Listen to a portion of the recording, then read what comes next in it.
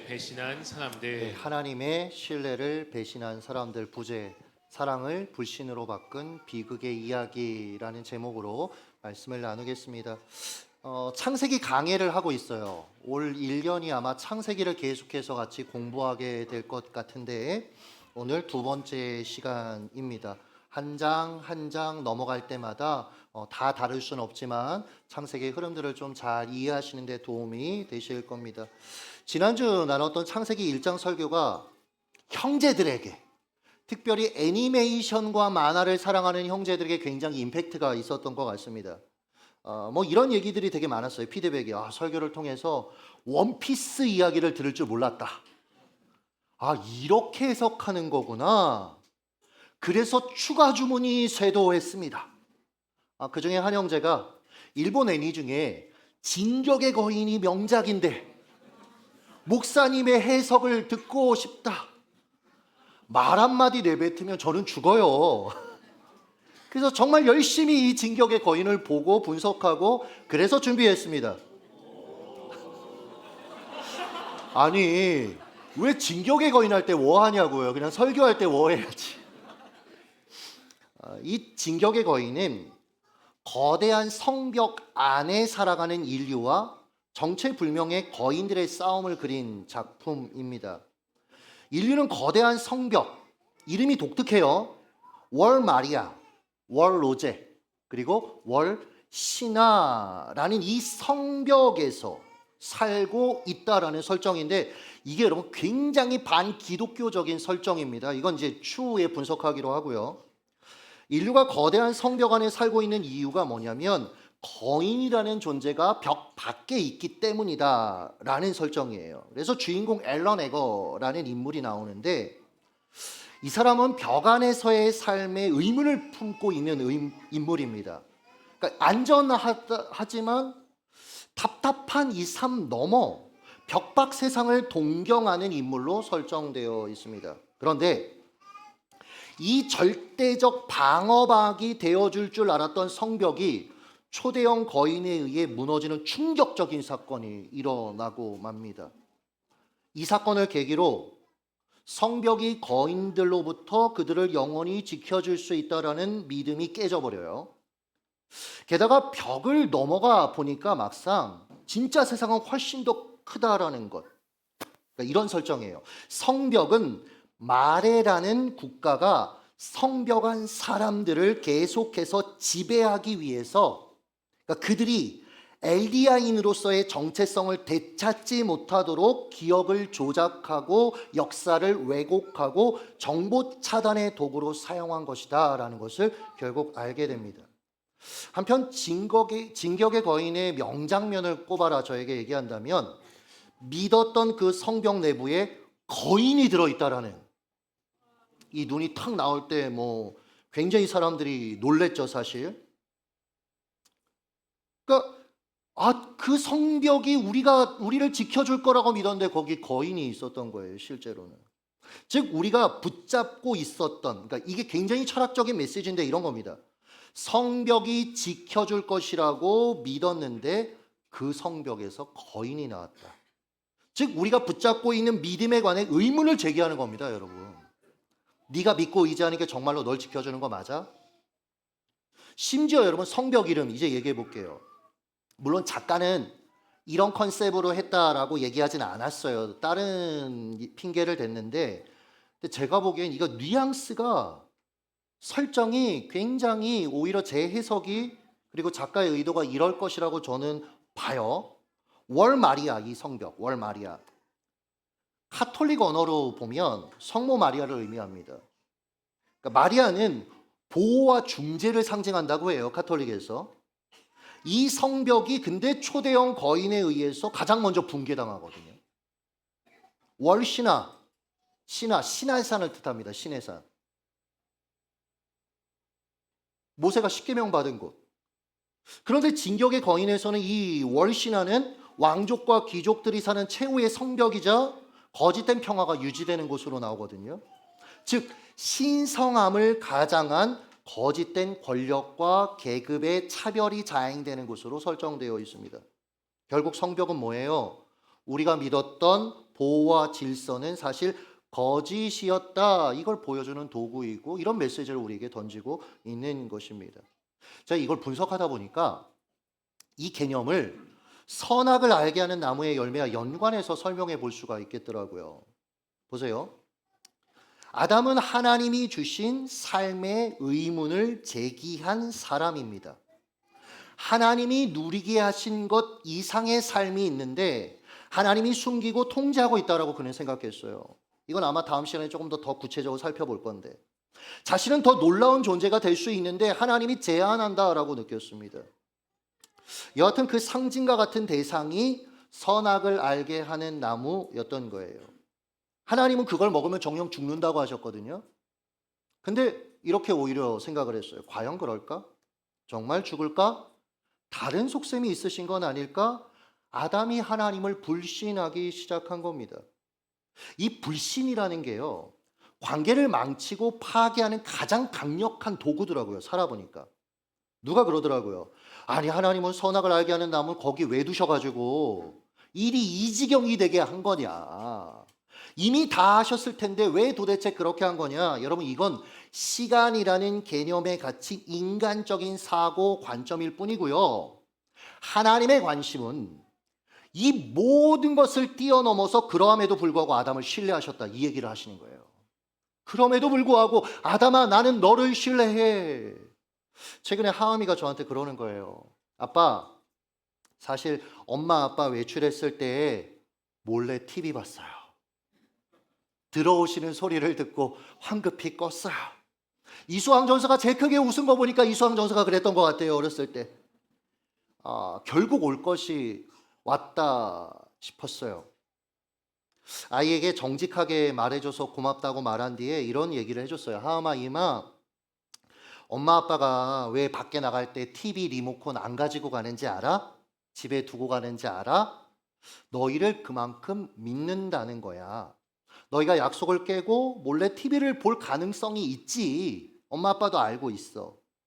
그렇지만 너희도 인격적인 존재, 선택할 수 있는 존재이니까 엄마 아빠는 그러함에도 불구하고 리스크를 안고 갈 만큼 막 흥분이 되네. 엄마 아빠는 너희를 신뢰하고 싶어. 이 얘기를 했어. 정말 신뢰하고 싶어. 그리고 엄마 아빠는 신뢰해. 괜찮아. 이 일을 계기로 제가 결정했습니다. 저희 집의 선악을 알게 하는 나무는 TV예요. 여러분, 이 일을 통해 제가 사랑이 무엇인가에 대해서 다시금 좀 고민을 하게 되더라고요. 누군가를 사랑한다는 건 신뢰 없이는 불가능하더라고요. 게다가 상대가 관계를 깰 때 겪게 될 리스크를 감수하겠다는 의지의 표현이 사랑이더라고요. 하나님이 그러신 겁니다. 선택할 수 있는 인간에게 선악을 알게 하는 나무를 두셨다? 리스크를 감수하면서까지 그를 믿겠다라는 거예요. 그 관계 안에서 인격적으로 교제하기를 원하셨던 겁니다. 이 말을 다르게 표현하면 아담이 자발적으로 자율적으로 하나님을 사랑하기를 원하셔요. 로봇가 아니라. 이 모든 구조를 파괴하기 원했던 사단이가 어떻게 행동했습니까? 창세기 3장 1절을 읽어주시죠. 시작. 하나님이 참으로 너희에게 동산 모든 나무의 열매를 먹지 말라 하시더냐 이렇게 올려야 돼요. 이게 얼마나 여러분 도발하는 말입니까? 의문을 제기하는 말이잖아요. 의문이 전혀 없었는 4절. 뱀이 여자에게 이르되 너희가 결코 죽지 아니하리라. 야, 죽지 않아. 거짓말이야. 하나님의 지금 보세요. 메시지를 먼저 공격하고 있습니다. 이어서 5절. 너희가 그것을 먹는 날에는 너희 눈이 밝아져 무엇과 같이요? 하나님과 같이 되어 선악을 알 줄 하나님이 아심이라. 이게 어처구니 없는 발언입니다. 아니 온 우주를 창조하신 하나님을 고작 인간이 자신과 급이 같아질 존재가 될까봐 전전긍긍하는 치졸한 존재로 지금 매도해버리고 있는 거예요. 사단은 하나님을 즉 메신저를 공격하고 있는 겁니다. 이 순서가 되게 여러분 절묘해요. 메시지를 먼저 공격했고 그 다음에는 메신저를 공격했다. 이 구조로 인간사를 보면요, 야 사단 얘는 여전하구나 싶습니다. 처음에는 어떤 사람의 메시지를 공격하고 나중에 그 사람 자체 그가 메시지대로 살지 못함을 공격해서 그를 결국은 파괴해버리는 거예요. 한 예로 연예인들을 향한 사람들, 대중의 태도를 여러분 요즘 좀 한번 보세요. 처음에는 그의 메시지가 좋아요. 이를테면 뭐 노래 가사가 좋고 뭐 연기를 보고 좋아합니다. 그러다 메신저에 문제가 생기잖아요. 그가 뭐 도덕적으로 잘못했다. 그럼 가혹할 정도로 공격하고 끌어내리는 거예요. 잘못했어요, 여러분. 그러나 이렇게까지 내가 그 대우를 받는다면 여러분 내가 살아남을 수 있을까? 이런 생각이 들 정도로 끌어내리는 겁니다. 최근 고인이 된 젊은 연예인, 그녀의 잘못이 있죠. 근데 과할 정도로 공격하고 사생활을 폭로하고 결국 짧은 생을 마감하게 만드는 극단적인 선택을 하게 했어요. 근데 도대체 누가 책임질 거냐라는 겁니다. 과거 오랜 기간 교회 안에서 분쟁을 겪은 분이 굉장히 통찰력 있는 말을 저에게 해주셨어요. 한 대상의 행동에 관해 한쪽에서는 악함으로 해석했고 다른 한쪽에서는 약함으로 해석했다. 맞아요. 악함으로 해석하면 그 인간은 죽일 놈입니다. 근데 약함으로 해석하면 여전히 같이 갈 수 있는 거예요. 그런데 이 시대는 어떻습니까? 자꾸 진정성을 이야기하면서 누군가를 끌어내리기만 바쁜 겁니다. 우리나라가요, 세계적으로 위인전기를 잃지 않는 국가 중에 여러분 탑 안에 들어가는 국가입니다. 왜요? 그 사람도 알고 봤더니 어두운 구석이 있대. 이런저런 잘못을 했대. 이러면 여러분 존경할 기회를 놓쳐버리는 겁니다. 사실 존경해야 배우는 게 있어요. 존경이 없으니까 여러분 결국 배움이 없는 겁니다. 배움이 없으니 발전과 성숙이 없죠. 고작 비난하는 능력, 상대의 어둠을 찾아내는 능력만 계속 개발돼서 여러분 근데 계속 같이 개발되면 나중에 그도 내 어둠을 보고 너도 죽고 나도 죽는 여러분 이 악순환이 지금 우리 사회 가운데 계속되고 있는 겁니다. 이거 끊을 수 있는 건 저는 크리스천밖에 없다고 생각을 해요. 반면 여러분 예수님은 어떻게 하셨습니까? 주님은 유일하게 메시지와 메신저가 일치하는 존재이면서도 그렇잖아요. 예수님은 우리를 구원하시겠다라는 메시지 그대로 말씀이 육신이 되어 이 땅 가운데 오셨습니다.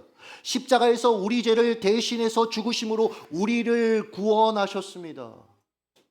먹으면 반드시 죽어 십자가에서 죽음으로 우리의 모든 죄의 모든 것들을 대신 감당해 주셨다라는 거예요.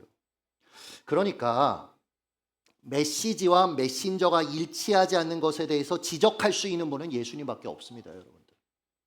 그런데도 주님은 우리를 보실 때 어떻게 하셔요? 메시지와 메신저를 통합적으로 보지 않으셨어요. 우리의 메시지를 받으셨죠. 로마서 10장 9절에서 10절을 읽겠습니다. 시작. 내가 만일 내 입으로 예수를 주로 시인하며 또 하나님께서 그를 죽은 자 가운데서 살리신 것을 내 마음에 믿으면 구원을 받으리라. 사람이 마음으로 믿어 의에 이르고 입으로 시인하여 구원에 이르느니라. 할렐루야. 마음으로 믿어 의에 이르고 입으로 시인하여 구원에 이르느니라.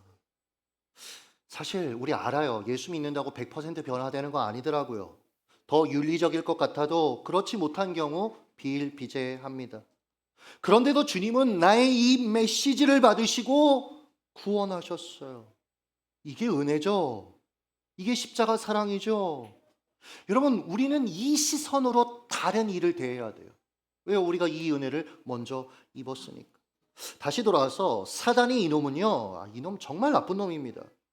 하나님을 향해서도 없는 어두움도 만들어내서 캐내요. 그러니까 이런 하나님을 어떻게 신뢰할 수 있겠느냐라고 사람에게 반문한 겁니다. 자신은 아주 고상하고 사람들을 위하는 듯한 위치에 서서 이런 여러분 장난을 치는 거예요. 너희 속고 있는 거야. 에덴 밖에 세상이 있어. 너 고작 이런 존재 아니잖아. 하나님이 너를 통제하고 있는 거야.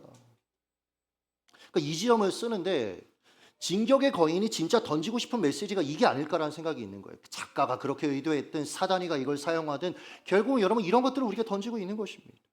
정말 그렇습니까? 창세기 2장을 페어 시스템, 쉽게 설명하면 데칼코마니를 생각하시면 돼요. 데칼코마니 이렇게 서로 같은 것들이 딱 짝을 이루잖아요. 접었다가 피면 그렇죠? 이 데칼코마니처럼 히브리어 문장 구조가 서로 딱 이렇게 맞아떨어지게 돼 있거든요. 히브리어로 보면 물론 여러분 이 형태는 아니에요.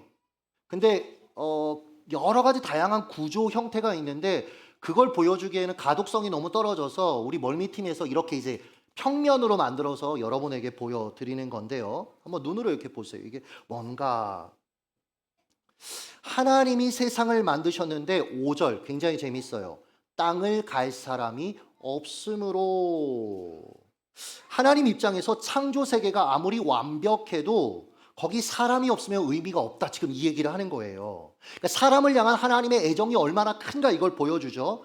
게다가 20절 서로 이렇게 딱 마주 구조적으로 딱 맞아 떨어져요. 아담이 돕는 배필이 없으므로. 땅을 갈 사람이 없었는데 이번에는 아담이 돕는 배필이 없었다. 그러니까 사람 입장에서 창조 세계가 아무리 좋아도 거기 돕는 배필, 즉 관계가 없으면 의미가 없다라는 겁니다. 그래서 하나님이 7절 땅의 흙으로 사람을 창조하셨죠. 다른 말로 관계를 창조하셨습니다. 21절 아담을 깊이 잠들게 하시고 여자를 창조하셨습니다. 관계 맺을 존재를 만드셨죠. 하나님과 관계할 또 사람끼리 관계할. 이 장면은 우리에게 관계가 시작되고 유지하는 데 있어서 중요한 통찰 하나를 제공한다라는 생각이 들어요. 여자를 만드실 때 여러분 보면 아담을 깊이 잠들게 하셨다라고 표현하잖아요. 성경에서 여러분 잠단다라는 표현은 죽음을 의미합니다. 즉 아담이 죽어야 여자가 창조될 수 있다라는 거예요. 아담이 죽지 않으면 새로운 관계가 형성될 수 없다라는 걸 우리에게 보여주고 있는 것입니다. 관계에 문제가 생기는 핵심 이유 그게 뭔지 아십니까? 서로 죽지 않으려고 해서 그래요. 사실 내 고집, 내 주장, 내 방식이 옳다. 내가 시퍼렇게 살아있으면 관계는 자꾸 꼬이는 겁니다. 이게 부부관계도 계속 꼬이는 거죠. 즉 너와 나의 관계가 어려워지는 이유는 너의 잘못 때문만, 너의 틀림만 그 때문만이 아니라 내가 죽지 않았음도 한몫한다라는 것입니다. 그런데 이걸 모르고 우리가 계속 누군가를 향해 남 탓만 하며 살아간다? 결국 내가 맺는 모든 관계는 다 깨지는 거예요. 물론 문제는 상대고 나는 피해자고 나는 옳고 자기정의, 피해의식 속에 우리는 꽁꽁 여러분 거기에 자기를 싸매고 살아가게 되는 것입니다. 결국 스스로 심판자가 되는 데까지 가요. 그게 여러분 이 시대입니다. 실수하면 끝장나는 시대. 그러니까 어떻게든 자기를 감춰야 되는 시대. 반면 예수님의 관계 맺음의 방식은 무엇이었습니까? 문제덩어리 우리를 바라보면서 탓하지 않으셨어요. 우리를 위해 오히려 십자가의 죽으심으로 하나님과 우리의 관계를 회복시켜 주셨잖아요. 그러니까 여러분 이 은혜를 경험한 사람이라면 인간관계에 새로운 지평이 열리는 겁니다. 함께하는 이들을 향해 내가 먼저 죽는 거예요. 한마디 덜하고 한 번 더 품는 겁니다.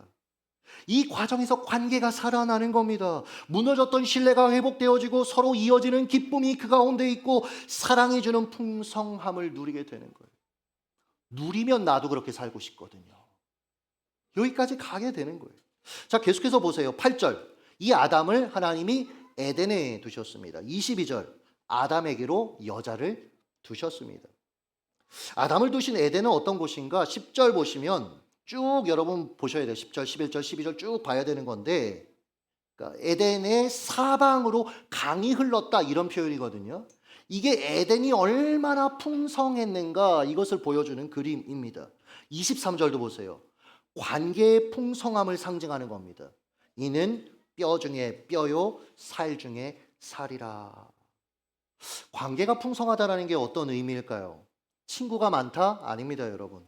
더 깊어지는 것. 너를 나만큼 소중히 여기는 겁니다. 아담은 심지어 이 여자를 향해서 하와가 아니에요, 여러분. 하와는 나중에 인간이 타락한 뒤에 아담 지가 여자의 이름을 져줬어요. 그 굉장히 안 좋은 의미입니다. 이건 나중에 살펴보기로 하고. 아담은 심지어 여자를 바라보면서 자신과 동일시합니다. 뼈 중에 뼈요, 살 중에 살이라. 너는 나라는 표현이에요, 여러분. 이 상태가 되면 25절 벌거벗었으나 부끄러워하지 아니했다. 관계 투명함. 우리 남편들, 아내가 내게 안전한 존재인 이유가 무엇입니까? 내가 어떤 마음이든 나눌 수 있는 이유가 무엇입니까? 서로 속일 수 없는 관계이기 때문에 그래요. 숨길 것이 없는 사이이기 때문에 모든 것을 사실은 내 안에 있는 아주 깊은 것들도 나눌 수 있는 겁니다. 신혼 초에는 좀 거짓말 좀 하셨잖아요. 저만 했나요? 저는 했습니다. 비상금을 숨겨봤습니다. 탓하면 안 되는데 이 친구 놈들 비장한 표정으로 제게 조언을 해줬습니다. 동영아, 언젠가 비상금이 필요할 때가 있다. 처음부터 잘 챙겨놔라. 그래서 외부에서 그때 당시에 무슨 기독교 단체도 아니었어요. 어딘가에서 강의하고 받은 강의료이 10만 원. 그걸 이렇게 해가지고 통장을 만들어서 그러니까 얼마나 허술해요, 우리 남자들이. 그냥 제 그 kit박스에다 넣어놓은 거예요. 아내가 그 다음날 바로 어떻게 하는지 하여튼 자매들은 신기해요. 주님 다음으로 무서워요. 다 꺼내가지고 여보 이게 뭐야? 우와, 어렸을 때 엄마한테 걸렸을 때 이후로 처음으로 덜컹. 아내가요 다른 말 안 하고 막 우는 거예요. 배신감 느낀다고. 생각해보면 배신감 느낄만 해요. 24살에 시집 와가지고 김천 내려왔는데 이놈이 10만 원을 꽁쳤어요. 거짓말을 했어요. 그러니까 얼마나 여러분 이게 힘들었겠어요. 막 울어요. 제가 그때 하나 배운 게 있어요. 야, 나는 이게 심각한 거라고 생각 안 하고 대수롭지 않게 하는 행동인데 이게 아내한테는 굉장히 큰 타격이 되는구나. 이후로 아내님에게 숨기는 게 정말 없어요. 항상 어디 가든지 보고해드리고 카톡으로 또 이렇게 보여드리고. 아내는 그런 저를 이제 또 용서했고요. 그러니까 여러분 관계는 그런 겁니다. 숨기는 게 없어야 돼요. 한편 관계가 투명하다는 건 내가 어떤 말을 내뱉었을 때 상대가 있는 그대로 받아들이는 거예요. 그러니까 긍정적으로 받아들이는 거 말고 부정적으로 받아들이는 거 말고 그냥 있는 그대로 받아들여주는 거. 이게 여러분 얼마나 어려운 건지 아십니까? 그러니까 내가 턱 말하면 그렇구나 할 수 있는 관계. 이게 여러분 관계의 투명함이라는 거예요. 게다가 관계의 끝판왕은 뭔지 아십니까? 완전히 벌거벗은 사이. 즉 내 문제와 수치가 드러나도 상대가 나를 정죄하거나 그것을 가지고 나를 협박하거나 이용하지 않으리라는 신뢰가 있는 상태입니다. 이 신뢰가 깨지잖아요. 그 사이는 이제 피곤한 사이가 되는 거예요. 왜요? 믿지 못하는 사이가 됐으니까. 의심해야 되는 사이가 됐으니까. 여하튼 아담과 여자의 관계는 지금 리스크를 안고 가는 겁니다, 여러분. 너를 나처럼 여기니까 다 아는 거예요, 서로를. 리스크가 있죠, 여러분. 너무 가깝고 서로를 잘 아니까. 즉 상대가 나를 공격하거나 넘어뜨릴 위협이 될 수 있음에도 그러나 서로가 그렇게 하지 않을 거라고 믿는 신뢰의 관계. 리스크가 아무런 문제가 안 되는 관계. 이게 아담과 여자의 관계였고 하나님과 사람의 관계였다라는 걸 창세기 2장이 계속해서 우리에게 보여주는 겁니다. 관계 얘기를 하는 거예요, 창세기 2장은 사실. 자, 이제 창세기 2장의 이 구조, 이 이야기를 통해 하나님이 정말 하고 싶은 핵심 이야기, 결론을 이제 보여드리도록 하겠습니다. 눈으로 전체 구조를 다시 한번 보세요. 이게 여러분 원래는 전체를 다 펴야 되는데 그럼 딱 거기에 뭐가 들어가 있냐면 17절, 16절, 18절 이게 들어가 있습니다. 17절 한번 읽어주시죠. 읽습니다. 시작. 선악을 알게 하는 나무의 열매는 먹지 말라. 내가 먹는 날에는 반드시 죽으리라 하시니라. 이게 여러분 협박이 아니에요. 이 말은 하나님의 사랑의 고백이고 신뢰가 담긴 언어입니다. 그래서 저는 선악을 알게 하는 이 나무의 열매, 이 선악과를 결혼 반지라고 표현하는 걸 좋아해요. 결혼 반지가 뭡니까?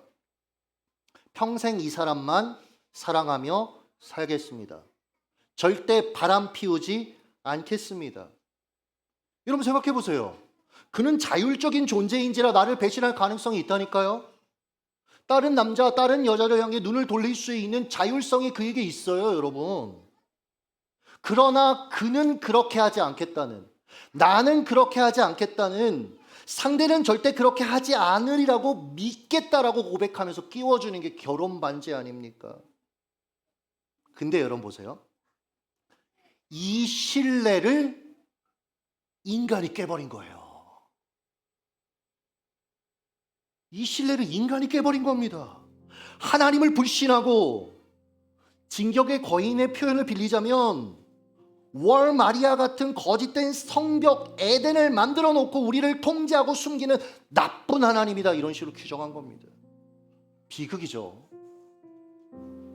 여러분이 하나님이라면 이건 너무 슬픈 이야기가 되는 거예요. 내가 보여준 신뢰와 사랑을 불신과 배신으로 바꿔버렸으니까요. 그런데 우리는 알고 있잖아요. 먼저 용서하시고 먼저 손 내미셨다? 이보다 더 큰 사랑이 어딨냐고요. 이보다 더 큰 사랑과 신뢰를 받는 존재가 어디 있냐고요. 사랑하는 여러분, 여기부터 하나님과의 관계가 시작돼야 되는 거예요. 먼저 신뢰를 보여주신 하나님, 그럼 나의 반응은 무엇이 돼야 할까? 우리의 반응은 무엇이 돼야 할까? 마태복음 22장 37절을 다 함께 선포하며 마치겠습니다. 읽습니다. 시작. 예수께서 이르시되 내 마음을 다하고 목숨을 다하고 뜻을 다하여 주 너의 하나님을 사랑하라 하셨으니. 할렐루야. 기도하겠습니다.